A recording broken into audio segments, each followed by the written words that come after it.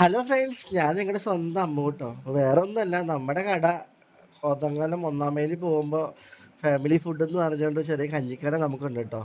അപ്പോൾ അവിടെ ഇതിപ്പോൾ ഈ ഇളക്കുന്നതെന്ന് വെച്ചാൽ നാളെ നമ്മുടെ സൺഡേ പിടിയും കോഴിയും ഉണ്ട് ഞങ്ങൾക്ക്. ഞായറാഴ്ച എന്നും പിടിയും കോഴിയും ഉള്ള കടയാണ് കേട്ടോ.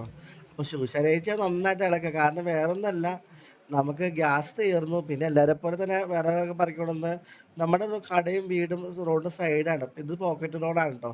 അതിൻ്റെ അവിടെ ചെറിയ അടുപ്പ് ഉണ്ടാക്കി ഞങ്ങൾ വിറക് കത്തിച്ചത് നാളത്തേക്കുള്ള പൊടി ചൂടാക്കുന്നുണ്ട് കേട്ടോ. ആ സമയം കൊണ്ട് അമ്മ നമ്മുടെ അമൃത പിക്കിൾസിലേക്ക് നമ്മുടെ ചാള അച്ചാറിട്ട് വെച്ചിട്ടുണ്ട് കേട്ടോ. ഇത് 10 കിലോ ചാള അച്ചാറിട്ടതാണേ.